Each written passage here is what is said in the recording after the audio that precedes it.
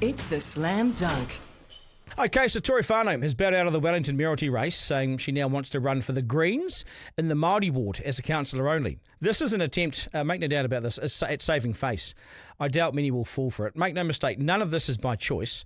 This has been forced upon her from the left, and it's a massive fall from grace. Labour clearly lost faith in her, if it had any in the first place, to be honest, and only the misguided Greens remained outwardly loyal to her running again.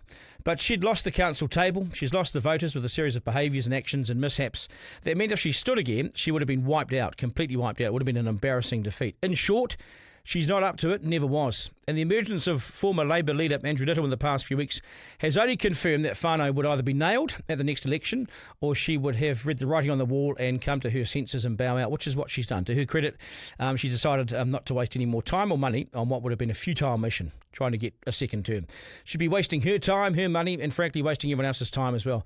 Mayoral roles are difficult and not for the faint-hearted, and certainly not for those so inexperienced and without having spent much time around politics. Whanau was, I think, exposed from the get-go. She now says she wants to focus on working with manu whenua and to fight for what she believes. What does that even mean? What does she believe? What does she stand for? Does manu whenua even want her to stand for them?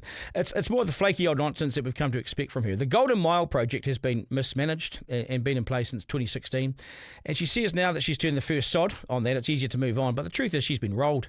She's been rolled by Labour and Andrew Little's emergence, quite frankly. His decision to put his hand up came clearly at the behest of the Labour Party, who'd quite frankly lost confidence in the left in Wellington. And the Wellington town is a left-wing town. So Little's put his hand up, and in short, she's been embarrassing for the left. And I'd argue she's done a huge amount of damage to the Green brand at local body level, although when you look at the Green brand nationally, right now, it's in disarray at both levels, actually. And they have a heap of work to do to get any sense of credibility back. But Tory Whanau is right about one thing when she said, I think this is actually a better outcome for everyone involved, certainly for the city, she says. Here. It's clear the damage she's overseen at the council will take some putting right. Even in his comments recently, Andrew Little said that the reason he was signing up was so he could restore faith in the council.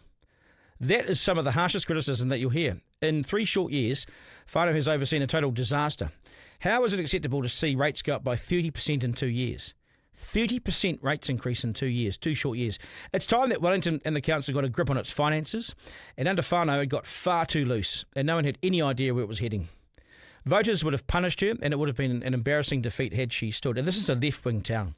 She'd lost the people, she'd lost the councillors, and she's lost her way. Politics at a local level is full of trapdoors, and getting consensus and support is really critical. And that means getting a team around you and getting people to trust you and believe in you, and this wasn't the case. But so is listening to the very people that vote, and I don't think she did. Ratepayers for too long have been used as a cash cow, and they simply are not in the position to keep handing over cash like Wellington City Council has been demanding from them. We're all been asked to do more with less. Councils have no right to be asking for 10% plus increases, for 15% plus increases in rates every year when people's wages and salaries are not going in the same direction. To her record now, more social houses, 27 kilometres of new cycleways, that won't please everyone, and 4K of new bus lanes. But her mayoralty will be remembered poorly, and even she says there's a lot of negativity around her, so at least she's honest. Forget the fact that she left a restaurant without paying or was seen to have drunk too much at a bar. Those things can be overcome. But Whanau herself had become a major distraction to a city that is struggling right now. Wellington should be a great city, but right now it's feeling down for many reasons, and Whanau would have been personally held to account for that. Whether it's her fault or not, she would have been held to account. It's time for Wellington to move on and to elect a new leader. Andrew Little's sitting in the box seat, isn't he? He'll probably win this. And where's the right? Are the right going to put up a candidate, or are they just simply going to give in? Editor-in-Chief with Duncan, Garner.